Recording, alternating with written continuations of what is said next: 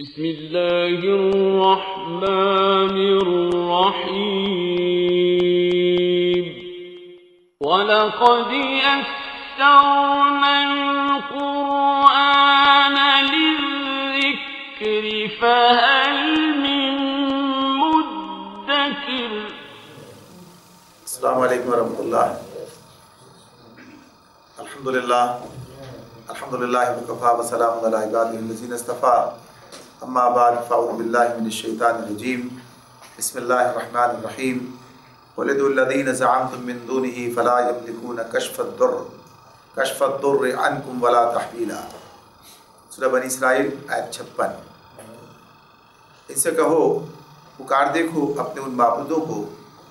جن کو تم اللہ کے سوا اپنا کارساز سمجھتے ہو، وہ کسی تکلیف کو تم سے نہ ہٹا سکتے ہیں نہ بدل سکتے ہیں۔ شرک کی رد میں یہ بات اس آیت میں بیان کی جا رہی ہے، اور اللہ تعالیٰ یہ بات اس میں واضح طور پر بیان کر رہے ہیں کہ جن سے دعائیں مانگی جائیں یا اپنی تکلیفوں کے رفع کرنے کے حوالے سے ان کی طرف آدمی رجوع کرے یا یہ سمجھے کہ وہ اس کی تکلیفوں کو رفع کر سکتے ہیں یا یہ کہ وہ اس کی حالت کو تبدیل کر سکتے ہیں، تو اسے بھی شرک سے ہی تعبیر کیا گیا ہے۔ اس طرح سے کسی اور کی پوجا کرنا، بندگی کرنا شرک ہے، اسی طرح سے اللہ کے سوا کسی اور سے استعانت، دعا، استمداد، یہ سب بھی اسی کے زمرے میں آتا ہے۔ تو اس اعتبار سے یہاں پر اللہ تعالیٰ یہ بات بتا رہے ہیں، اور بھی کئی مقامات اس طرح کے ہمارے سامنے قرآن مجید میں آتے ہیں، اس میں اللہ تعالیٰ یہ بات بتا رہے ہیں کہ اللہ کے سوا کسی اور کے پاس کوئی اختیار اور قدرت نہیں ہے کہ وہ انسانوں کی مدد کر سکے۔ اگر انسانوں کی مدد کرنے کی کا استعداد، صلاحیت یا اختیار کسی کے پاس ہے تو وہ صرف اللہ رب العالمین کی ذات ہے۔ اب اگر کوئی شخص کسی اور کو اس مقصد کے لیے پکارتا ہے تو اس کا مطلب یہ ہے کہ وہ یہ سمجھتا ہے کہ یا تو اس کے پاس مستقل بذات یہ اختیار موجود ہے، یا یہ کہ اللہ نے اس کا اپنا یہ اختیار اس کو تفویض کر دیا ہے۔ تو یہ بات پیچھے گزر چکی ہے بڑی تفصیل کے ساتھ میں کہ اگر اللہ نے تفویض کر دیا ہے تو اس کی کوئی دلیل ہونی چاہیے، ایسی کوئی دلیل بھی موجود نہیں ہے، اللہ نے تو کہیں بھی بات نہیں کہی ہے۔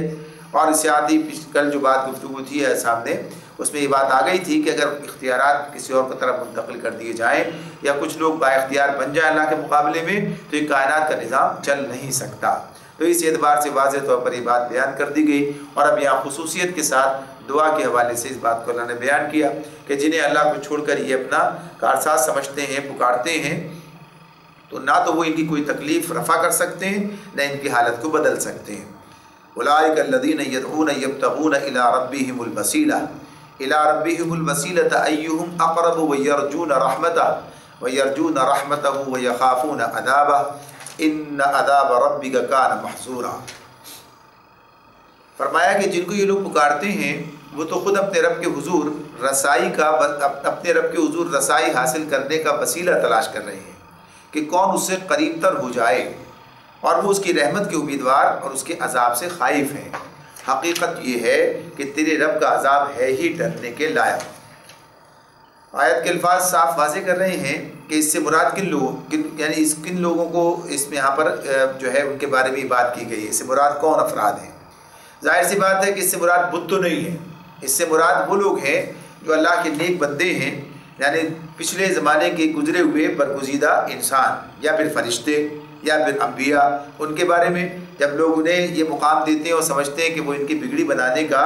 اختیار رکھتے ہیں تو انہیں پکارتے ہیں اور ان سے دعائیں مانگتے ہیں۔ تو اللہ تعالیٰ یہ بات بتا رہے ہیں کہ کوئی بھی انسان ہو، کتنا ہی برگزیدہ ہو اور کتنا ہی وہ کہیے کہ عبادت گزار ہو اور اس کا کوئی بھی مرتبہ ہو، لیکن بہرحال ہے وہ اللہ کا بندہ، ہے وہ اللہ کی مخلوق، اور اسے بھی اللہ کے حضور پیش ہونا، حاضر ہونا ہے۔ تو یہاں ان کی کیفیت اللہ نے بیان فرمائی ہے کہ وہ خود اس بات کی کوشش میں ہیں کہ اپنے رب سے قربت حاصل کرنے کا ذریعہ تلاش کریں، یعنی وہ عمل، وہ طریقہ کہ اس کے ذریعے سے کہ وہ اللہ سے قریب ہو جائیں، اس کی رحمت کے وہ امیدوار ہیں، اور اسے قربت کے جو ذریعہ یعنی جو عمل کا کسی دعا کے ذریعے سے وہ اسے تقرب حاصل کرنے کے وسائل ڈھونڈ رہے ہیں۔ تو یہ ان کے بارے میں اللہ رب العالمین نے بات بتائی، اور ساتھ ہی ساتھ یہ بات بھی بتائی کہ وہ اس کے عذاب سے خائف ہیں، وہ اس کے عذاب سے خائف ہیں۔ اور یہ جو اللہ کے عذاب سے ڈرنے کا معاملہ ہے، یہ بہرحال جو آدمی جتنا اللہ سے قریب ہوتا چلا جاتا ہے اور جو آدمی جتنا زیادہ اللہ کو پہچاننے لگتا ہے وہ اتنا ہی اللہ کے عذاب سے خائف بھی ہوتا ہے۔ ہمارے سامنے تو یہاں تک بات آتی ہے کہ خود نبی اکرم صلی اللہ علیہ وآلہ وسلم کی دعاؤں میں یہ دعا شامل رہی، ربنا آتنا فی الدنیا حسنہ وفی الآخرۃ حسنہ وقنا عذاب النار، یعنی اے رب، میرے رب، اے ہمارے رب، ہمیں دنیا میں بھی بھلائی عطا فرما، آخرت میں بھی بھلائی عطا فرما، اور آگ کے عذاب سے ہم کو بچا، وقنا عذاب النار۔ یعنی یہ، اور اس دعا کو خصوصیت سے یہ نبی صلی اللہ علیہ وسلم کی دعا کے طور پر ہی یہ منسوب ہے کہ اس میں اس طرح سے دعا مانگی گئی ہے۔ اور پھر یہ بات بھی روایت کے اندر موجود ہے کہ آپ دعا کرتے اللہ رب العالمین سے، اللہم حاسبنی حسابا یسیرا، اے اللہ آسان حساب فہمی فرما۔ یعنی یہ ساری دعائیں سامنے آتی ہیں جس میں یہ کیفیت نظر آتی ہے۔ تو یہ اس اعتبار سے یہ جو بے خوفی کی بات کوئی سوچتا ہے کہ کوئی خوف نہ ہو اور اس بات کا کوئی اندیشہ نہ ہو، کوئی ڈر نہ ہو، تو یہ لا علمی کی بنیاد پر ہوتا ہے، یعنی اللہ سے دوری کی بنیاد پر ہوتا ہے۔ اور قرآن مجید میں اللہ تعالیٰ اپنے نیک بندوں کا جہاں بھی ذکر کرتے ہیں تو وہاں یہ بات خاص طور پر بیان کرتے ہیں کہ وہ اپنے رب کو خوف اور طمع کے ساتھ پکارتے ہیں۔ تتجافى جنوبهم عن المضاجع يدعون ربهم خوفا وطمعا، یعنی ان کی تعریف میں اللہ تعالیٰ یہ بات بیان کر رہے ہیں کہ ان کی پیٹھیں اپنے بستروں سے الگ رہتی ہیں، یعنی راتوں کو اللہ کے حضور کھڑے ہوتے ہیں، راتوں کو اللہ کے حضور کھڑے ہو کر عبادت کرتے ہیں، یعنی اس پائے کے لوگ ہیں، اس طرح کے تتجافى جنوبهم عن المضاجع۔ اللہ تعالیٰ یہ بات ان کے بارے میں بتا رہے ہیں، خود اس کی گواہی دے رہے ہیں، اور ساتھ ساتھ کیا کہتے ہیں، وہ کرتے کیا ہیں، یدعون ربهم خوفا وطمعا، اپنے رب کو خوف اور طمع کے ساتھ جو ہے وہ امید اور خوف کے ساتھ پکار رہے ہیں۔ تو اب یہ خوف کس چیز کا ہے؟ خوف ظاہر سی بات اسی اعتبار سے ہے کہ اللہ کی پکڑ سے بچنے کی بات کرتے ہیں، اللہ کی ناراضگی کا خوف ہے، اور اسی کے نتیجے میں عذاب آتا ہے، اور اللہ سے امید رکھتے ہیں، یعنی جنت کی، اللہ کی رضا کی اور جنت کی جو ہے حصول کی امید رکھتے ہیں، اس کی تمنا اور طلب رکھتے ہیں۔ اس بات کو واضح طور پر بھی بیان کیا اللہ تعالیٰ نے، جہاں عباد الرحمن کی بات کی وہاں کہا والذین یبیتون لربہم سجدا وقیاما والذین یقولون ربنا اصرف عنا عذاب جہنم ان عذابها کان غراما انها ساءت مستقرا ومقاما۔ یہاں صرف ایک ہی بات اللہ نے بیان کی ہے، یعنی طمع کی بات، یہاں جنت کی بات نہیں کی، حالانکہ بات یہی ہے جو جہنم سے بچ گیا وہ جنت میں ہی جائے گا، یعنی بات طے شدہ ہے۔ تو لیکن یہاں جو بات ان کے بارے میں بتائی کہ ان کی راتیں والذین یبیتون لربہم سجدا وقیاما، ان کی راتیں اپنے رب کے حضور سجدہ و قیام میں بسر ہوتی ہیں، اور وہ کہتے کیا ہیں، یعنی سجدہ و قیام میں اللہ سے کیا دعائیں مانگ رہے، یقولون ربنا اصرف عنا عذاب جہنم، اے ہمارے رب ہمیں عذاب جہنم سے بچا لے، ربنا اصرف عنا عذاب جہنم ان عذابها کان غراما، اس کا عذاب تو جان کا لاگو ہے، انہا ساعت مستقرا و مقاما، یہ تو بہت ہی برا مستقر اور بہت ہی برا مقام ہے۔ یعنی یہ کیفیت ہے تو ہمارے سامنے آتی ہے کہ یہ کون لوگ ہیں، یہ اللہ کے نیک بندے ہیں جن کی تعریف اس نے خود بیان کی، عباد الرحمن کہہ کے ان کے بارے میں اللہ تعالیٰ جو ہے ان کی صفات بیان کرتے ہوئے درمیان میں یہ بات بھی رکھتے ہیں۔ تو اپنے رب کا خوف جو ہے تو یہ بات بیان ہو رہی، بتایا اللہ نے، اور آگے کہا بھی کہ ان عذاب ربک کان محذورا، کہ تیرے رب کا عذاب ہے ہی ڈرنے کے لائق۔ یعنی اگر کوئی آدمی سوچے کہ عذاب سے ڈرنے کی بات جو ہے یہ کوئی گویا کہیے کہ کم درجے کی بات ہے اور آدمی اس سے بے خوف ہو، یعنی اس ڈر کا اس کے زندگی میں کوئی ذکر ہی نہ ہو اور بس اللہ کی یعنی شوق اور اسی کی طلب اور اس کی، تو یہ ایک ایسی بات ہے کہ جو انسان گویا کہیے کہ اس مقام پر جا کر کرتا ہے جو جذباتی طور پر تو اس کے اندر ایک بات نظر آتی ہے، مگر قرآن سے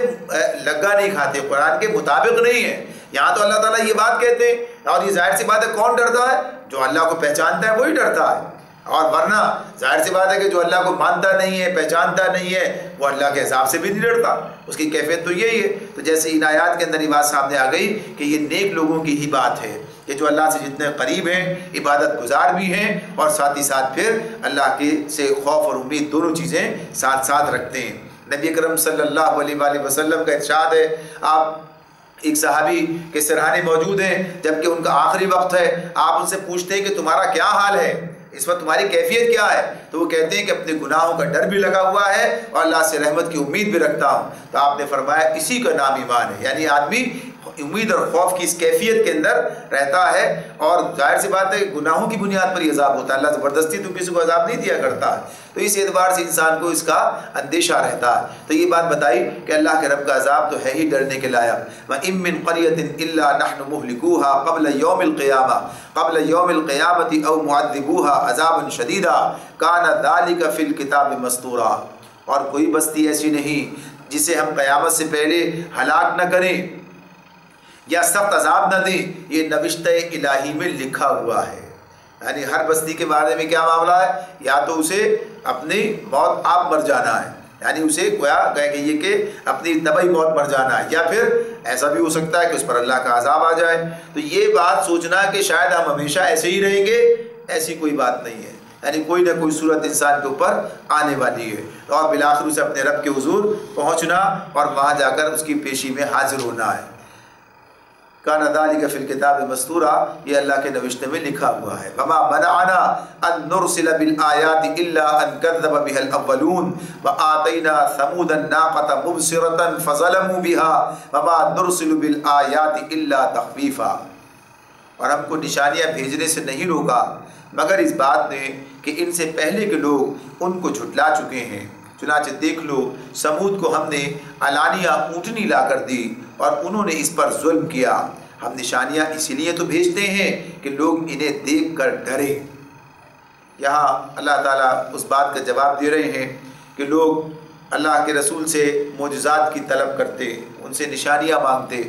ایسے معجزات جس کو دیکھ کر ان کے سر جھک جائیں اور وہ انکار کرنے کی جرت نہ کر سکیں، یا گویا کہ یہ کہیے کہ ایسی چیزیں انہیں دکھا دی جائیں کہ جس کے بعد جو ہے پھر ان کے پاس کوئی وجہ جواز نہ رہ سکے،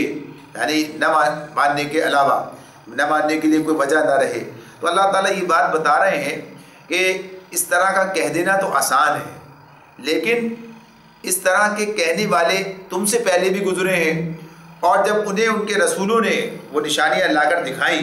اللہ کی طرف سے معجزات ان کے سامنے آئے، لیکن انہوں نے پھر بھی مان کر نہ دیا، اور جب مان کر نہ دیا تو اس کا نتیجہ کیا نکلا؟ اس کا نتیجہ اللہ کے عذاب کی صورت میں سامنے آتا ہے۔ یعنی منہ مانگے معجزے دے دیے جائیں یا ایسا معجزہ دے دیا جائے کہ پھر اس کے بعد انکار کی کوئی گنجائش باقی نہ رہے، تو اس کا مطلب یہ ہوتا ہے کہ اب اس قوم پر حجت تمام ہو گئی، اور اب اگر وہ اس کا انکار کرے تو اس پر اللہ کے عذاب کا نازل ہونا ایک طے شدہ بات ہے، اللہ تعالیٰ کا طے شدہ طریقہ ہے، یعنی بات ہے۔ تو یہ پچھلی قوموں کے معاملے میں مثال دے کر قوم سمود کو مثال کے طور پر سامنے رکھ کر بتایا گیا کہ انہیں بھی اللہ نے ایک اونٹنی لا کر اس اعتبار سے، جیسے انہوں نے مطالبہ کیا تھا کہ ایک اونٹنی اس پہاڑ سے نکل کر آئے، اور وہ نکل کر ان کے سامنے آئی، اور انہوں نے دیکھا کہ معجزاتی طور پر یہ آئی ہے، لیکن اسی کے ساتھ ساتھ ان کی قسمت کو معلق کر دیا گیا اور بتا دیا گیا، اس کا ذکر ہمارے سامنے آئے گا۔ اس اونٹنی کے حوالے سے جب بات آگے چلے گی، قرآن مجید جب اس کا ذکر کرتا ہے تو یہ بات بتائی جاتی ہے وہاں پر کہ بالآخر جب انہوں نے اسے نقصان پہنچایا اور اس کا گویا کہیے کہ اللہ کے طرف سے جو ہدایت تھی اس کا انکار کیا، تو اس کا نتیجہ عذاب کی صورت میں بھگتا۔ تو آج جو مشرکین مکہ کے مطالبے پر کوئی نشانی انہیں نہیں اس طرح کی دکھائی جا رہی، کوئی ایسا اللہ تعالیٰ معجزہ نازل نہیں کر رہے نبی اکرم صلی اللہ علیہ وسلم کے ہاتھ سے، یعنی ایسا جیسا کہ وہ مطالبہ کرتے ہیں، ورنہ معجزاتی باتیں بہت ساری موجود ہیں جنہیں دیکھ کر نبی اکرم صلی اللہ علیہ وآلہ وسلم کے رسالت کو جانا جا سکتا ہے، لیکن جو آدمی عقل کے استعمال کے بغیر چیزوں کو نہیں سمجھتا اور نہیں سمجھنا چاہتا، تو اس طرح سے ان کے لیے یہ معجزات بھی مفید نہیں ہوتے۔ اس موسیٰ علیہ السلام، عیسیٰ علیہ السلام، ان سب کے معاملات سامنے لوگوں نے اسے جادو قرار دے دیا اور بالآخر اللہ کے عذاب کا شکار ہوئے۔ تو اس طرح سے یہ بات بتا دی گئی کہ اگر تم سمود جیسے انجام کا جو اس کا انتظار کر رہے ہو، اسی سے دوچار ہونا چاہتے ہو، تو معاملہ دوسرا ہے، ورنہ اللہ کی اس رحمت سے تم جو ہے فائدہ اٹھاؤ جو مہلت کی صورت میں اس نے دے رکھی ہے، اور ان دلائل کے ذریعے سے اپنی بات یعنی قرآن کی بات کو سمجھو اور ایمان لاؤ۔ وَإِذْ قُلْنَا لَكَ إِنَّ رَبَّكَ أَحَاطَ بِالنَّاسِ وما جعلنا الرؤيا التي أريناك إلا فتنة للناس والشجرة الملعونة في القرآن ونخوفهم فما يزيدهم إلا طغيانا كبيرا۔ اس کے ساتھ اللہ تعالیٰ فرماتے ہیں کہ ہم نے آپ سے کہہ دیا تھا کہ تمہارے رب نے ان لوگوں کو گھیر رکھا ہے، اور یہ جو کچھ ابھی یعنی اللہ نے ابتدا میں ہی کہہ دیا تھا، تو فرماتے ہیں کہ تیرے رب نے ان لوگوں کو گھیر رکھا ہے، اور یہ جو کچھ ابھی ہم نے تمہیں دکھایا ہے اس کو اور اس درخت کو جس پر قرآن میں لعنت کی گئی ہے،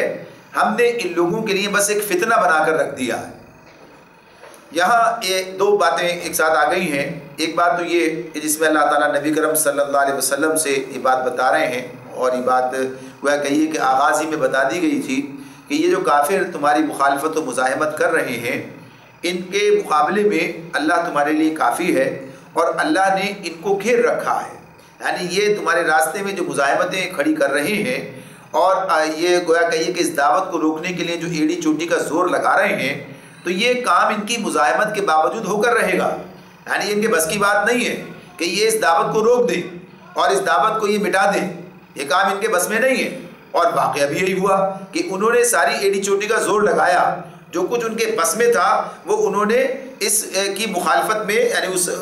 سارے کام جو کر سکتے تھے وہ کر گزرے، لیکن نہ تو نبی کرم صلی اللہ علیہ وسلم کا بال بیگا کر سکے اور نہ ہی اس دعوت کو کوئی نقصان پہنچا سکے، بلکہ یہ بات تو اپنی جگہ پر ہے کہ دعوت بڑھتی چلی گئی، اور ایک وقت ایسا بھی آ گیا کہ اس دعوت نے جو ہے وہاں پر عروج کا وہ دور دیکھ لیا کہ جو کسی اور دعوت کو حاصل نہیں ہو سکا۔ تو اللہ رب العالمین ایک بات تو یہ بتا رہے ہیں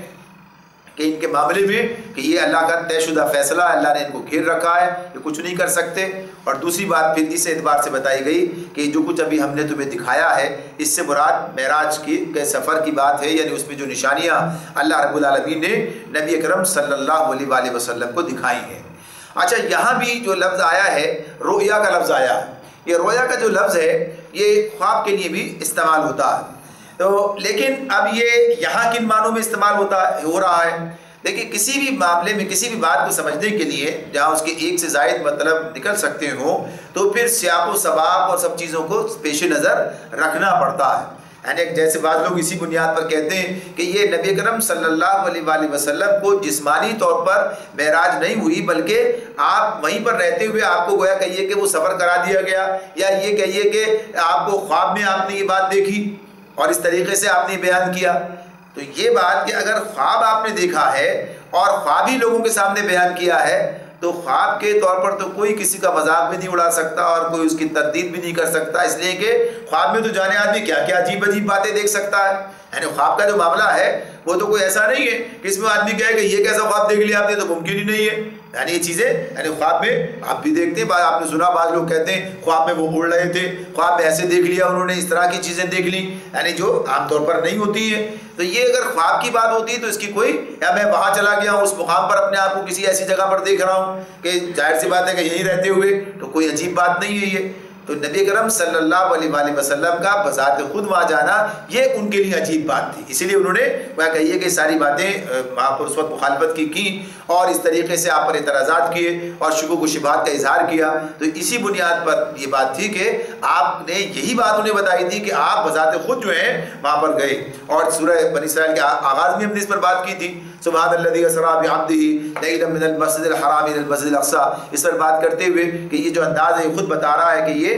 معراج جو یہ جسمانی ہے کہ آپ کو براہ راست وہاں پر لے جایا گیا، اور یہ سب اللہ کی قدرت سے ممکن ہوا۔ اور جب یہ بات طے کر لی جائے کہ یہ اللہ کا کام ہے تو پھر کوئی چیز بھی ناممکن نہیں رہتی۔ تو یہاں پر یہ بتایا کہ جو کچھ ابھی ہم نے آپ کو دکھایا ہے، اس کو بھی یعنی اس معراج کے واقعے کو بھی فتنہ بن گیا ان لوگوں کے لیے، آزمائش بن گیا۔ اب یہ گویا کہیے کہ اس کو ماننے کے لیے تیار نہیں ہے، اور ساتھ ہی ساتھ اس درخت کو بھی جس پر قرآن میں لعنت کی گئی، یعنی زقوم کا درخت، زقوم کے درخت کے بارے میں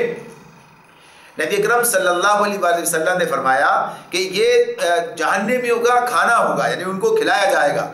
اور یہ جو کھانا ہے یہ کوئی تواضع کے لیے نہیں ہے، بلکہ گویا یہ بھی عذاب کی ایک شکل ہے۔ یعنی اس کے بارے میں قرآن مجید میں دوسرے مقامات پر بات بتائی ہے کہ وہ ان کے پیٹ میں جا کر اس طریقے سے وہ کہیے کہ اس کو تکلیف پہنچائے گا، کھولے گا، یعنی پانی بھی جو گرم پیئیں گے، اور پھر اس طریقے سے اس کو ایک نیا عذاب کا سامنا کرنا پڑے گا۔ تو یہ بھی ایک عذاب کی کیفیت ہے، یعنی اس کو، اور ظاہر بھوک کی وہ شدت ہوگی، کھائیں گے بھی۔ تو ان کا کہنا یہ تھا، یعنی یہ مذاق اس بات پر اڑا رہے تھے کہ لوگ یہ کہتے ہیں کہ جہنم میں آگ ہوگی، پھر اسی میں کہتے ہیں کہ اس کی تہ میں درخت اگے گا، تو ایسا کیسے ہو سکتا ہے کہ آگ میں درخت اگ جائے، آگ میں تو درخت جل جائے گا، یعنی یہ کیسی باتیں؟ تو یہ باتیں وہ اپنے ذہن سے سوچ کر اعتراض کرتے تھے، اللہ کی قدرت کے حوالے سے بات نہیں کرتے تھے. یعنی اللہ کی قدرت جو ہے وہ ہر کام جو کر سکتی ہے، اور اس اعتبار سے گویا کہیے کہ چونکہ یہ بھی عذاب کی کیفیات کا معاملہ ہے، تو اس حوالے سے بات ہو رہی ہے کہ عذاب کی اس کیفیات کے اندر یہ صورتحال جو ہے کہ اللہ یہ بھی پیدا کر دے گا. اور خود ہی قرآن تو ایسی بہت ساری باتیں بیان کرتا ہے، مثلا آگ میں جلیں گے لیکن مریں گے نہیں.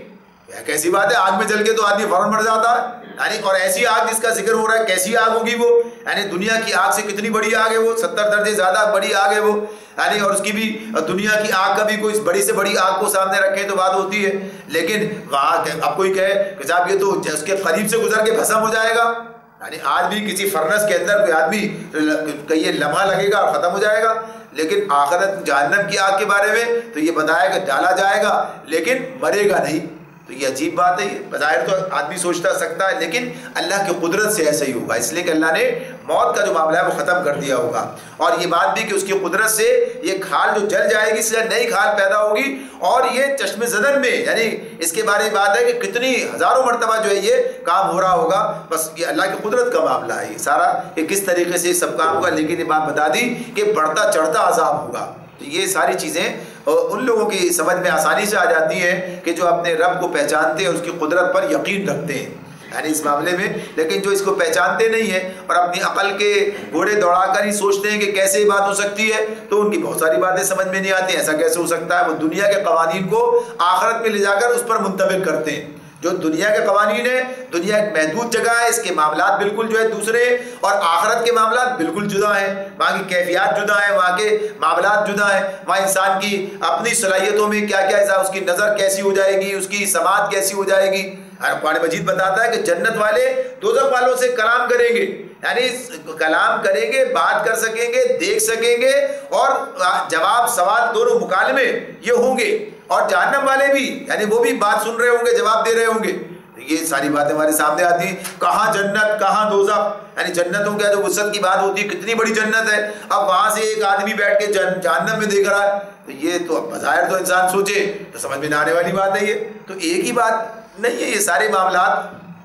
اس اعتبار سے گویا ان کے لیے ایک فتنہ بن گئے، سمجھ میں نہ آنے والی بات بن گئے، ایک آزمائش بن گئی ان کے لیے. اس لیے کہ وہ اللہ کی قدرت پر ایمان نہیں رکھتے. جیسے پہلے بات تھی نا کہ جو آخرت پر یقین نہیں رکھتا وہ یہ ساری باتیں سمجھنے کے لیے قرآن کی دعوت نہیں سمجھ سکتا، اس لیے کہ اس میں تو بنیادی آخرت ہے. تو ایسی جو اللہ کی قدرت پر ایمان نہیں رکھتا، جو اللہ کو نہیں پہچانتا، اس کی صفات سے واقف نہیں ہے، تو ظاہر سی بات ہے اس کی سمجھ میں بھی یہ باتیں نہیں آتی، سوچتا ایسا کیسے ہو سکتا ہے. تو اسی لیے اللہ پر ایمان مقدم ہے. اللہ پر ایمان آئے گا تو پھر اس کے بعد یہ ساری تفصیلات بھی سمجھ میں آئیں گی. تو اس میں یہ بات بتا دی گئی کہ یہ ان کے لیے فتنہ بن گیا ہے.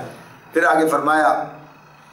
اور اس نے جو ہے وَنُخَوِّفُهُمْ فَمَا يَزِدُهُمْ إِلَّا طُغْيَانًا كَبِيرًا، ہم انہیں تنبیہ پر تنبیہ کیے جا رہے ہیں، مگر ہر تنبیہ ان کی سرکشی میں اضافہ ہی کی جاتی ہے. یعنی یہ بھی ساتھ ساتھ بات ہے کہ اللہ رب العالمین وَنُخَوِّفُهُمْ، کہ ہم جو انہیں تنبیہ کر رہے ہیں، انہیں ڈرا رہے ہیں، انہیں خبردار کر رہے ہیں، لیکن یہ کیا ہے؟ فَمَا يَزِيدُهُمْ إِلَّا طُغْيَانًا كَبِيرًا، کسی چیز میں اضافہ نہیں ہو رہا مگر ان کے طغیان میں، ان کے سرکشی میں ہی اضافہ ہوتا جاتا ہے. نئے قرآن نازل ہوتا جاتا ہے، ان کے سامنے باتیں آتی ہیں، اور ہر بات پر یہ انکار کر کے گویا کہیے کہ اپنے اس میں گناہوں میں بھی اضافہ کرتے چلے جاتے ہیں، اور گویا کہیے ان کی سرکشی بھی بڑھتی چلی جاتی ہے. وَإِذْ قُلْنَا لِلْمَلَائِكَةِ اسْجُدُوا لِآدَمَ فَسَجَدُوا إِلَّا إِبْلِيسَ قَالَ أَأَسْجُدُ لِمَنْ خَلَقْتَ طِينًا. اور یاد کرو جب کہ ہم نے ملائکہ سے کہا کہ آدم کو سجدہ کرو، تو سب نے سجدہ کیا مگر ابلیس نے نہ کیا. اور اس نے کہا کیا میں اس کو سجدہ کروں اسے تو نے مٹی سے بنایا ہے. قال أسجد لمن خلقت طینا، کیا میں اس کو سجدہ کروں جسے تو نے مٹی سے بنایا ہے. یہ جو قصہ پھر دوبارہ یہاں پر ہمارے سامنے آ رہا ہے، اس کو ہم نے کئی مرتبہ پیچھے پڑھ لیا ہے. سورہ بقرہ میں بھی ہم نے اسے پڑھا ہے، سورہ نحل اس میں، اس کے بعد اور کئی صورتوں کے اندر سورہ بنی اسرائیل میں بھی آیا ہے، اس سے پیچھے بھی آ رہا ہے. تو یہ اللہ تعالیٰ نے متعدد مقامات پر یہ ذکر، سورہ اعراف میں اس کا بڑی تفصیل سے ذکر آیا ہے. تو یہ ہمارے سامنے متعدد مقامات پر اللہ تعالیٰ نے رکھا ہے. سورہ نساء، اعراف، ہجر، ان سب میں یہ ذکر جو ہے موجود ہے، قصہ موجود ہے. تو اس حوالے سے، اس اعتبار سے یہ بات بھی ہر مقام پر سامنے آتی رہی ہے کہ ہر موقع پر اس سے ایک نئی بات جو ہے وہ بتائی گئی ہے، یعنی اس کے اندر کسی ایک خاص چیز کو جو ہے اس وقت میں اجاگر کیا گیا ہے، اور کسی ایک بات سے پر جو ہے دلیل اس سے پکڑی گئی ہے، یعنی اس قصے کو بیان کر کے اور کوئی دلیل اس کے ذریعے سے دی گئی ہے۔ کہیں خلافت کے پر بات کی گئی ہے کہ انسان کو اللہ نے زمین پر اپنا خلیفہ بنایا ہے، یعنی آغاز میں اسی پر بات کی گئی تھی، یعنی اس کو اسی چیز کو اجاگر کیا تھا۔ سورہ اعراف میں پہنچے تو وہاں پر یہ بات آ گئی کہ یہ ثابت کرنا چاہتا ہے شیطان کہ انسان ناشکرا ہے، یعنی اس پر بات ہوئی، اور ساتھ ہی ساتھ یہ کس طریقے سے انسان کو بے حیائی میں مبتلا کرنا چاہتا ہے اس پر بات، یعنی وہ چیزیں وہاں پر اس قصے میں سے ان چیزوں کو زیادہ اجاگر کیا گیا، ہائی لائٹ کیا گیا، بتایا گیا، وہ چیزیں سامنے آ گئی۔ تو اس طرح سے مختلف مقامات پر مختلف چیزیں سامنے آتی ہیں۔ تو یہاں بھی اللہ رب العالمین جو اس کی بات ہمارے سامنے رکھتے ہیں کہ آج ان انسانوں کو، یعنی انہی لوگوں سے بات ہو رہی ہے جو کہ جن کے سامنے ہی سارا ذکر ہو رہا ہے، قصہ بیان کیا جا رہا ہے مشرکین مکہ، کہ دیکھو تمہیں یہ بات سمجھنی چاہیے کہ آج جس راستے پر تم جا رہے ہو یہ وہی راستہ ہے جس کا شیطان نے ذکر کیا ہے اپنے چیلنج کے اندر کہ میں ان انسانوں کے ساتھ یہ معاملہ کروں گا، تو اس کے جال میں پھنس رہے ہو، اب پھنس کر اپنا نقصان کر رہے ہو۔ تو یہ بات اس میں اللہ تعالیٰ بیان کر رہے ہیں۔ تو آگے آتی ہے تو فرمایا کہ اس نے شیطان نے جو اپنے اس فعل کا، اپنی اس حرکت کا جو جواز پیش کیا، یعنی اسے جب پوچھا اللہ رب العالمین نے کہ تو نے ایسا کیوں کیا، تو اس نے سورہ اعراف میں بھی بات تھی، یہاں پر ایک اور انداز سے بات آ گئی، تو اس نے کہا کیا اسجد، یعنی بلکہ الٹا اللہ سے ہی کہہ رہا ہے، یعنی وہ کہیے کہ اس اعتبار سے ایک جرأت اور اتنی اس کی جرأت اور یہ کیفیت اس کی، اور اس کے بارے میں کہا ہی جاتا ہے کہ جب اس کے اوپر یعنی اس طرف گیا تو اس کے اوپر ایک حجاب داری ہو گیا، اس کے درمیان آ گیا کہ وہ اللہ کے یعنی اس طرح سے بات کر سکے۔ بات تو کوئی اللہ کو جانتا اور پہچانتا ہو، وہ کتنا اسے سامنے بات کرنے کا اسے یارانہ ہو، یعنی کیفیت ہو، لیکن جیسے ہی انسان گناہوں کی طرف جاتا ہے تو اس کی وہ کیفیت ہوتی چلی جاتی ہے۔ جیسے عرض کیا تھا کہ جیسے پیچھے کہ جو اللہ کو جتنا پہچانتا جاتا ہے اتنا ڈرتا جاتا ہے، اور جو جتنا اللہ سے غافل ہے وہ اتنے بے خوف ہوتا چلا جاتا ہے، یعنی اس کی جرت بڑھتی جاتی ہے، اور بھی بالآخر عذاب کا مرتکب جو ہے مستحق بن جائے گا۔ یہ صورت سامنے آئے گی۔ تو یہ بھی کہتا ہے عزو سوال کرتا ہے الٹا اللہ سے کیا میں اس کو سجدہ کروں، لمن خلقت طینا، جسے تم نے اللہ سے کہتا تو نے اسے مٹی سے بنایا ہے، پیدا کیا ہے۔ قال ارأيتك هذا الذي كرمت علي لئن اخرتني الى يوم القيامه لاحتنكن ذريته الا قليلا۔ پھر بولا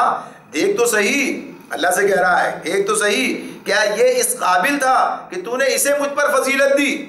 یعنی کتنا اس کو گویا کہ یہ زوم ہے یا اور کتنا اس معاملے میں تکبر ہے، اور کتنا اسے اس بات پر گویا کہ یہ کہ افسوس ہے اس معاملے کی یہ کیا معاملہ ہوا ہے، یعنی اس حوالے سے وہ اپنی بڑائی کا جو تصور اس کے دل میں موجود ہے۔ تو اللہ تعالیٰ جو فرما رہا ہے کہ دیکھیے کیا انداز ہے اس کا، تو کہتا ہے دیکھ تو صحیح، کیا یہ اس قابل تھا کہ تو نے اسے مجھ پر فضیلت دی، اگر تو مجھے قیامت کے دن تک مہلت دے تو میں اس کی پوری نسل کی بے کنی کر ڈالوں گا، بس تھوڑے ہی لوگ مجھ سے بچ سکیں گے۔ یہ شیطان کا اس مقام پر اللہ تعالیٰ اس کا یہ قول ہمارے سامنے رکھتے ہیں۔ پیچھے بھی باتیں گزری ہیں، وہاں پر اس نے یہ بات کہی تھی کہ ان میں سے بہت کم، وَلَا تَجِدُ أَكْثَرَهُمْ شَاكِرِينَ، ان میں سے تو اکثر کو ناشکرہ پائے گا، لیکن یہاں پر اس میں وہ اور انداز سے بات کے مختلف پہلو ہیں جو اللہ تعالیٰ ہمارے سامنے بیان کر رہے ہیں کہ اس کے کیا کیا اس کے مقاصد ہیں، اس کے کیا کیا اہداف ہیں، کس طریقے سے وہ انسانوں کے خلاف جو ہے اپنے اقدامات کرنا چاہتا ہے، اور کیسا غصہ اور کیسا ہوا کہیے کہ اس کے اندر رد عمل ہے جو انسانوں کے خلاف ہے۔ تو یہاں پر وہ کہتا ہے اللہ تعالیٰ سے کہ پہلی بات تو یہی کہ اللہ پر ہی ناراض، غصہ اسے یعنی کتنی جرت کی بات اور کتنی گویا کہیے کہ اس کی اس اعتبار سے ارادہ درگاہ ہونے کی جو بنیاد بنی ہے یہ بات کہ اب اللہ سے جو ہے بحث کرتا ہے اور کہتا ہے کیا یہ اس قابل تھا، یعنی گویا اللہ نے کام جو ہے درست نہیں کیا، معاذ اللہ، یعنی وہ اللہ ہی کو الزام دے رہا ہے یہاں بھی کہ کیا یہ اس قابل تھا کہ تو نے اسے مجھ پر فضیلت دی، اور پھر کہتا ہے کہ میں ثابت کروں گا۔ تو وہی کہتا ہے کہ اگر تو مجھے قیامت کے دن تک مہلت دے تو میں اس کی پوری نسل کی بے کنی کر ڈالوں گا، یعنی پوری نسل کو جو ہے اسی اعتبار سے برباد کر دوں گا، اس کا یعنی بے کنی کر ڈالوں گا، اس کا مطلب ہے اس کے قدم سلامتی کی راہ سے اکھاڑ پھینکوں گا۔ لفظ جو احتناک ہے اس کے مطلب ہوتا ہے کسی چیز کو جڑ سے اکھاڑ دینا، کسی چیز، یعنی دیکھیں جیسے اللہ رب العالمین نے قرآن مجید نے متعدد مقامات، ایک قرآن کی یہی بات، ایک مقام دوسرے مقام کی تشریح بھی کرتا ہے، ایک چیز سے دوسری چیز سمجھی جاتی ہے۔ جیسے کہا نا شرک کے معاملے میں کہ جس نے شرک کیا تو گیا اس کی بنیاد ہی ختم ہو گئی، اس کی بنیادی کوئی باقی نہ رہی. تو اسے کہا نا اس کی کیفیت کیا بتائی, آگے آئے گی ہمارے سامنے یہ بات کہ وہ گویا آسمان سے گر گیا, وہ گویا آسمان سے گر گیا. اب یا تو ہوا اسے ایسی جگہ لے جا کر پھینک دے گی یا اس کے چتڑے اڑ جائیں گے یا پرندے اسے جو ہے اچک کر لے جائیں گے. یعنی اب اس کی کوئی بنیاد نہیں ہے. اب اس کا معاملہ کیا ہوگا, کوئی شیطان اسے اچک کر لے جائے گا, یعنی اس کی کیفیت یہ ہوگی. تو جو اللہ کے ساتھ وابستہ نہیں ہوتا, جو توحید پر عامل نہیں ہوتا, جو شرک کی طرف چلا جاتا ہے, تو اس کا نتیجہ یہ نکلتا ہے. تو یہ بھی کیا کہہ رہا ہے, میں ان کو جڑ سے اکاڑ پھینکوں گا ان کو. اسی اعتبار سے اجتناب کا جو لفظ نے استعمال کیا کہ یہ جو ہے ان میں سے کوئی بہت کم لوگ ہیں جو بچیں گے, ورنہ گویا کہیے میں ان کا استحصال یعنی بالکل انہیں ختم کر دوں گا, ان کی کوئی بنیادی باقی نہ رہے گی. اس طریقے سے گویا کہیے کہ وہ اللہ کے سامنے یہ بات کرتا ہے اور کہتا ہے کہ تھوڑے ہی لوگ مجھ سے بچ سکیں گے. تو اللہ رب العالمین نے اس کے جواب میں یہ نہیں کہا کہ تو ایسا نہیں کر سکے گا. اللہ نے یہ نہیں کہا, بلکہ کیا فرمایا, قال اذهب فمن تبعك منهم فإن جہنم جزاؤكم جزاء موفورا. اللہ نے کیا جواب دیا کہ اچھا تو جا, ان میں سے جو بھی تیری پیروی کریں گے, ان میں سے جو بھی تیری پیروی کریں گے تو سمیت ان سب کے لیے جہنم ہی بھرپور جزا ہے. یعنی اللہ نے یہ بات نہیں کی کہ اس سے کوئی انسان سے رشتہ میرا ہے, کوئی معاملہ ہے, ارے کچھ بھی کریں بہرحال معاملہ جو ہے ان کے لیے تو میں نے کہہ دیا, طے کر دیا بس. اللہ اس کے لیے جو چاہے کر سکتا ہے, اختیار تو اس کا سبھی کچھ ہے, لیکن اس نے معاملہ تو انسانوں کو بھی, یہ بھی اللہ کی مخلوق ہے, اور ان کو بھی اس نے اسی بنیاد پر گویا کہیے کہ جو کچھ دینا ہے یعنی انعام دے گا تو ان کے کارکردگی کی بنیاد پر دے گا. اور اگر وہ شیطان جیسا ہی طرز عمل اختیار کریں گے تو اس لیے بچ نہیں جائیں گے کہ وہ آدم کی اولاد ہے, بلکہ وہ بھی شیطان کے ساتھ ہی جہنم میں اسی طرح سے جائیں گے. تو اللہ تعالیٰ کہتے ہیں جو بھی تیری پیروی کرے گا تیرے ساتھ ہی جہنم میں جائے گا, وہ تیرے ساتھ ہی جہنم میں چلا جائے گا. تو یہ کہ اولاد آدم ہونے کی بنیاد پر وہ بچا لیا جائے, ایسا نہیں ہوگا. اللہ کا قانون جو ہے وہ یکساں سب کے ساتھ ہے, سب کے لیے. تو اسی اعتبار سے بتا دیا کہ یہ اللہ نے اس پر کوئی بات اس طرح سے نہیں کہی کہ ایسا ممکن نہیں ہے اور ایسا نہیں ہوگا, ایسا تجھے نہیں کرنے دیا جائے گا, بلکہ اسے تو اللہ نے مہلت دے دی ہے کہ جا, جو کر سکتا ہے کر, اور جو تیرے پیچھے جائے گا وہ تیرے ساتھ جہنم میں جائے گا. اور پھر آگے اللہ تعالیٰ مزید اس کے بارے میں کہتے ہیں تو کیا کر سکتا ہے, تو وَاسْتَفْزِزْ مَنِ اسْتَطَعْتَ مِنْهُمْ بِصَوْتِكَ وَأَجْلِبْ عَلَيْهِمْ بِخَيْلِكَ وَرَجِلِكَ وَشَارِكْهُمْ فِي الْأَمْوَالِ وَالْأَوْلَادِ وَعِدْهُمْ وَمَا يَعِدُهُمُ الشَّيْطَانُ إِلَّا غُرُورًا. تو جس کو اپنی دعوت سے پھسلا سکتا ہے پھسلا لے. اب یہ سب باتیں سوچنے کی ہیں کہ اللہ تعالیٰ نے اسے جا جو کر سکتا ہے کر کے دیکھ لے. یعنی اس اعتبار سے گویا اسے یہ اللہ نے آزادی دے دی کہ جو کر. تو کیا ہے اس میں, کیا کیا باتیں, یہ دیکھنے کی بات ہے. یہ اللہ نے اسے یہ کہا کہ تجھے طاقت کوئی دی جا رہی, بلکہ کیا دعوت کیا ہے, دعوت تو یعنی ظاہر ہے کہ اللہ کی طرف سے دعوت موجود ہے ہمارے پاس, اس کے مقابلے میں شیطان بھی دعوت دے رہا ہے, یعنی برائی کی طرف بلا رہا ہے. تو کہا ٹھیک ہے, اپنی دعوت سے اس کو پھسلا سکتا ہے پھسلا لے, ان پر اپنے سوار اور پیادے چڑھا لا, مال اور اولاد میں ان سے ساجا لگا, اور ان کو وعدوں کے جال میں پھانس, اور شیطان کے وعدے ایک دھوکے کے سوا کچھ بھی نہیں ہے. ساتھ میں اللہ یہ بھی بتا رہے ہیں. اب یہ بات نہیں کہ اللہ نے کہا جاؤ یہ کام کرو, چلو میں بھی تمہارے ساتھ, ایسا نہیں ہے اللہ نے,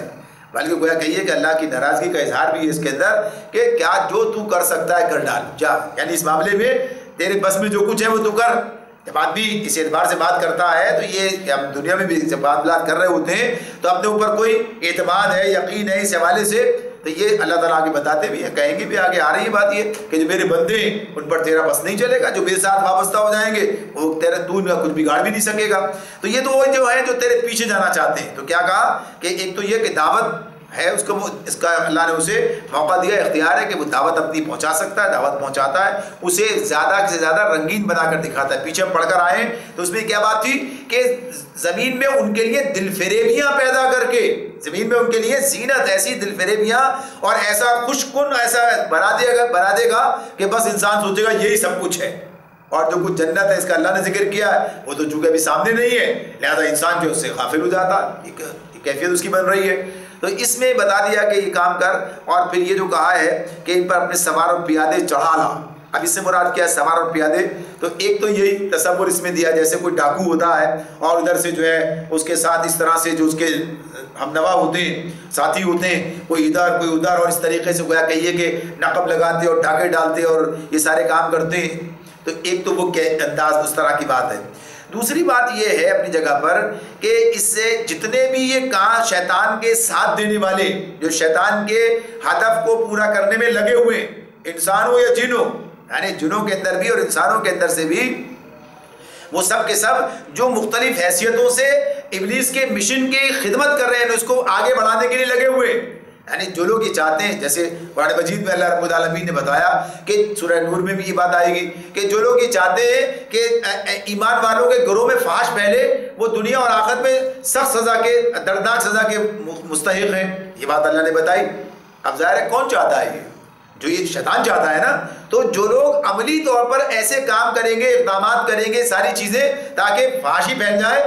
تو یہ شیطان کے خدمتگار ہی ہوں گے، شیطان کے ساتھی ہوں گے، چاہے وہ نام نہ لیں، لیکن عملاً وہ شیطان کے مشن پر کام کر رہے ہوں گے۔ جو لوگ یہ چاہیں کہ حق کے مقابلے میں باطل کو سربلند کریں، یقیناً وہ شیطان ہی ہے اس کے پیچھے، اور شیطان کے سرکارے بنے ہوئے، تو یہ سب کے سب اسی کے سوار اور پیادے ہیں کہ اس کے ساتھ لگے ہوئے۔ تو ٹھیک ہے، یہ انسان اور جن مل کر اس کے ساتھ جو ہے اپنا کام کر رہے ہیں، لیکن ان کا کوئی اختیار نہیں ہے۔ تو اللہ تعالیٰ آگے کہتے ہیں کہ ان مال اور اولاد میں ان کے ساتھ سانجھا لگا۔ مال اور اولاد میں ان کے ساتھ سانجھا لگا سے مراد کیا ہے؟ یعنی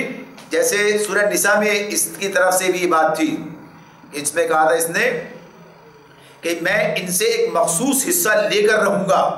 یعنی شیطان نے اس مقام پر یہ بات کہی تھی۔ تو اب اس میں یہ کیا ہے؟ سانجھا لگا، یعنی اپنا حصے دار بن گیا۔ کیسے حصے دار بنتا ہے یہ؟ ظاہر سی بات ہے کہ مال کس کا ہے؟ اللہ نے دیا، اللہ کا ہے، اللہ کی طرف سے ملا، انسان کو ملا۔ انسان نے یا اپنی محنت، یعنی اس کے اندر ذرائع جو اللہ نے بنائے نا، اس کے ساتھ دینے والا تو اللہ ہی ہے، اور کوشش کرنے والا انسان ہے، اللہ تعالیٰ اس کو دے رہا ہے، اور اسی پر اسے اجر یا سزا ملے گی، یعنی جو اس کا استعمال ہے۔ اب شیطان کا اس میں کوئی حصہ نہیں ہے، یعنی شیطان کا اس کے اندر کوئی کنٹریبیوشن، کوئی اس کا اپنی کارکردگی نہیں، مگر جب آدمی شیطانی راستے پر اسے خرچ کرتا ہے تو گویا وہ شیطان کے راستے میں خرچ کرنا ہے، شیطان کے کہنے ایسے کاموں کے اندر جو شیطانی کام ہے، تو اس کے اندر جو ایک معاملہ کیا ہے، جیسے آدمی حلال کمائے اور حرام میں خرچ کر دے جا کر، یعنی ایسا بھی کرتے ہیں لوگ، حلال کماتے ہیں اور حرام میں جا کر خرچ کر رہے ہوتے ہیں، تو اس اعتبار سے کیا کام ہے یہ؟ شیطانی راستے میں۔ بھائی اس کا تو کوئی صحیح نہیں اس کے اندر، تو یہ اس طرح سے کام کرتا ہے۔ پھر اسی اعتبار سے یہی ہے کہ جب انسان اپنا مال اس راستے میں لگا دیتا ہے، ایسے کاموں میں، ایسے رسوم رواج میں، ایسے حرکتوں میں جو شیطانی ہے، اور اسی طرح سے اپنی اولاد کے ساتھ بھی ایسا معاملہ کرتا ہے۔ ایک تو یہ بھی کہا کہ لوگ برے نام رکھتے ہیں، ایسے شیطان سے منسوب کر دیتے ہیں، عبد الحارث فلاں اور اس طرح سے کر دیتے ہیں، اور یا پھر یہ کہ ان کو گمراہی کی، بد اخلاقی کی اور ایسی غلط کاموں کی تربیت دیتے ہیں، تو گویا کہ یہ کہ شیطان کے راستے پر ہی ڈال دیتے ہیں، تو شیطان کا حصہ بن گیا ان کے اندر کہ وہ بھی ان کی کسی اولاد کو جو ہے اپنی طرف پیچھے لگا لیتا ہے، حالانکہ اسے ان کے ساتھ رہنا چاہیے اور دین کی طرف لگانا چاہیے انہیں۔ تو اس سے مراد یہی ہے کہ ان کے ساتھ سانجھا لگا کہ ان کے مال میں بھی شریک ہو جائے، ان کی اولاد میں بھی شریک ہو جائے، یہ کب تو کر سکتا ہے، اور ان کو اپنے وعدوں کے جال میں پھانس۔ وعدوں کے جال میں انسان کی، اس کے پاس کیا چیز ہے؟ شیطان کے پاس صرف وعدے ہی ہیں، یعنی اور کچھ نہیں، ایسا ہو جائے گا، ایسا ہوگا، یوں ہوگا، یہ ملے گا۔ اللہ تعالیٰ آگے بتا رہے ہیں وَمَا يَعِدُهُمُ الشَّيْطَانُ إِلَّا غُرُورًا، شیطان کے وعدے ایک دھوکے کے سوا اور کچھ بھی نہیں ہے۔ سورہ ابراہیم میں بھی بات ہم پڑھ کر آئے ہیں، جس کے اندر یہ بات سامنے آئی تھی کہ شیطان جو ہے وہ یہ کہے گا آخرت میں جب جہنم میں ڈالا جائے گا تو کہے گا کہ بھائی اللہ نے جتنے وعدے کیے سب سچے تھے، اور میں نے جو وعدے کیے سب جھوٹے تھے، اور میں نے ان میں سے ایک بھی پورا نہیں کیا، لیکن میرے اوپر الزام مت رکھو، میں نے تو صرف تمہیں دعوت دی، باقی تم نے خود قبول کیا، سارا سو راستہ جو تم نے اختیار کیا اپنی مرضی سے کیا، میرا تم پر کوئی زور تو تھا نہیں۔ تو یہ ساری باتیں پیچھے ہو چکی ہیں۔ ان عبادی لیس لک علیہم سلطان وکفی بربک وکیلا۔ اب یہ اللہ تعالیٰ بات کہہ رہے ہیں، یہ سب تو شیطان پر تھا نا اللہ کا غصہ، اور اس طرح کا کر لے جو تیرا دل چاہے۔ اب یہاں کیا ہے کہا ان عبادی لیس لک علیہم سلطان وکفی بربک وکیلا، یقیناً میرے بندوں پر تجھے کوئی اقتدار حاصل نہ ہوگا، اور توکل کے لیے تیرا رب کافی ہے، توکل کے لیے تیرا رب کافی ہے۔ یہ بات جو ہے اللہ نے شیطان سے کہہ دی۔ اب اس کے جو بات ہے کہ میرے یقیناً میرے بندوں پر، ان عبادی میرے بندوں پر، اللہ تعالیٰ اپنے آپ سے منسوب کرے کہہ رہے ہیں لیس لک علیہم سلطان، ان پر تجھے کوئی اقتدار حاصل نہیں ہوگا، یعنی کوئی زور زبردستی تو ان پر نہیں کر سکے گا۔ اس کی جو بات اس میں ہمارے سامنے ہے،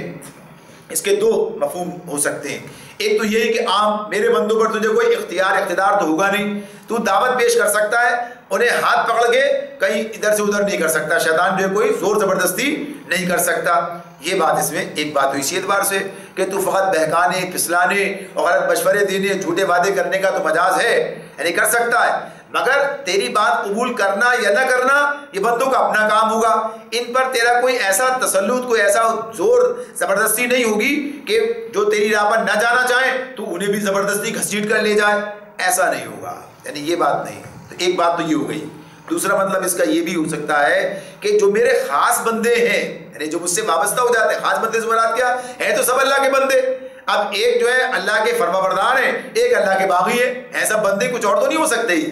یعنی سب اللہ کے بندے ہیں لیکن باغی بندے اس میں پھنس جاتے ہیں. جو میرے خاص بندے ہیں یعنی جو اللہ سے وابستہ ہیں، جو اللہ کے فرما بردار بندے ہیں، تو اس میں کہ میرے خاص بندوں یعنی صالحین پر تیرا کوئی زور نہ چل سکے گا.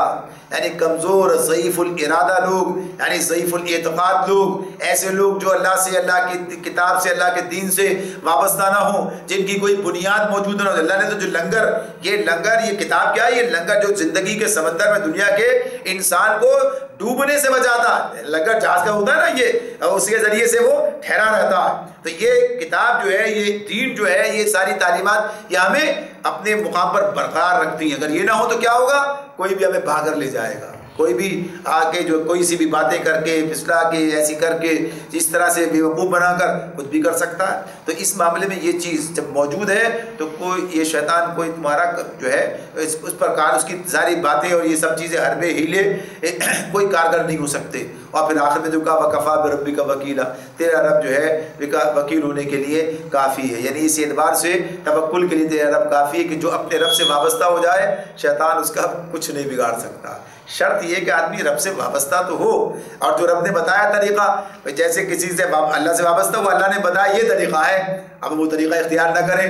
تو نقصان کس کا ہے؟ یعنی غلطی کس کی ہے؟ ہماری غلطی ہے. اگر حکیم کے پاس جاتے ہیں، بتاتا ہے بھائی یہ نسخہ استعمال کرو، تکلیف رفع ہو جائے گی، یا گویا کہیے کہ صحت مند رہو گے، آپ وہ استعمال نہ کریں اور پھر کہیں کہ یار یہ تو ہمارے ساتھ نقصان ہو رہا ہے، تو یہ اپنی کوتاہی کا معاملہ ہے. تو اس لیے فرما دیا وکفا بربک وکیلا کہ توکل کرنے کے لیے تیرا رب کافی ہے. اللہ رب العالمین ہمیں اس کی توفیق عطا فرمائے. وآخر دعوانا ان الحمد للہ رب العالمین.